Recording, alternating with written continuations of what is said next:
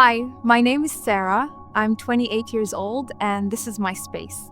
I've always been fascinated by the stories people don't talk about out loud. The ones that start like normal dates, normal conversations, normal moments, and then slowly turn into something darker. On this channel, I tell real stories about dating gone wrong, unsolved mysteries, true crime, and the kind of experiences that leave you with more questions than answers. I'm not here to shock you. I'm not here to rush the story, but I just want to tell it the way it happened for Sim. Calmly, honestly, and without exaggeration. So if you're someone who likes quiet storytelling, late night mysteries, and stories that stay with you long after they end, you're in the right place. Let me tell you the first one. Last spring, I matched with a woman on Bumble. Her name was Rachel. Nothing about her profile stood out in a dramatic way. She looked normal, pretty, but not overly polished. A brunette who worked in marketing and liked hiking on the weekends. We talked for a few days, and everything felt easy. No weird comments, no pressure. She didn't rush anything. If anything, she wanted to take things slow and aim, which honestly felt refreshing. After about a week, we decided to meet for dinner on a Wednesday night. She picked the restaurant. It was in a quieter part of town, or a little nicer than where I usually go, but nothing fancy. When I arrived, I texted her to let her know I'd parked. No response. I waited by the entrance, checking my phone every couple of minutes.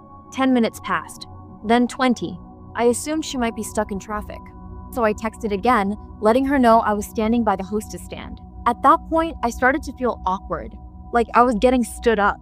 The hostess asked if I wanted a table. I told her I was waiting for someone. She checked their system and said no one named Rachel had checked in. About 30 minutes had passed, and I was just about to leave when a man walked in and came straight up to me. He looked to be in his mid-40s, scruffy, a bit overweight, wearing a black hoodie. He asked me, "Are you Jake?" That caught me off guard because my name wasn't on any reservation. I told him yes. He said he was Rachel's brother. He explained that Rachel wasn't feeling well, but she still wanted to meet me. She had asked him to pick me up and take me back to their place since it was nearby, and she didn't want to cancel our date. The entire situation felt off. I asked why she hadn't texted me herself. He said her phone had died. His voice was calm, polite. He didn't seem aggressive, but nothing about this felt normal. I asked where she lived. He said it was only a few blocks away and that driving would be easier because the sidewalks were icy. I stood there, debating. Part of me felt rude for questioning it, like maybe she really was sick and embarrassed, but another part of me knew something wasn't right. I told him I'd rather walk and asked for the address. He said it would be better if he showed me. That's when my stomach dropped. I told him I would rather reschedule, and I started walking toward the door. He stepped in front of me, not aggressively, just enough to block my path. He said Rachel would be upset, that she specifically asked him to bring me. I told him I'll text her later. He stared at me for a few seconds, then stepped aside and said, "Have a good night." But the way he said it didn't feel friendly. It felt like a warning. I left the restaurant quickly and got into my car, locking the doors immediately.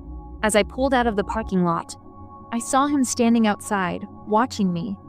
I drove away, thinking maybe it was all just a strange misunderstanding. Later that night, around 11 p.m., my phone buzzed. It was a message from Rachel's Bumble profile. It said, "Why didn't you come?" I told her what happened today, that a man claiming to be her brother had come to the restaurant. She replied instantly, "I don't have a brother." After that, she stopped responding. The next thing I knew, someone was trying to log into my email, then my bank app, then my Instagram. I changed every password and turned on every security feature I could. The next morning, Rachel's profile was gone. Around noon, I received a text from an unknown number. "You should have come with me." I blocked it, Colleen, but the messages didn't stop. Different numbers, different area codes. One message used my full legal name. That night, someone knocked on my apartment door. 2 knocks, then silence. I looked through the peephole. No one was there. But a few seconds later, I heard heavy footsteps going down the stairs. I called the restaurant the next day. They told me a man in a hoodie had been pacing outside the entrance for nearly an hour before I arrived.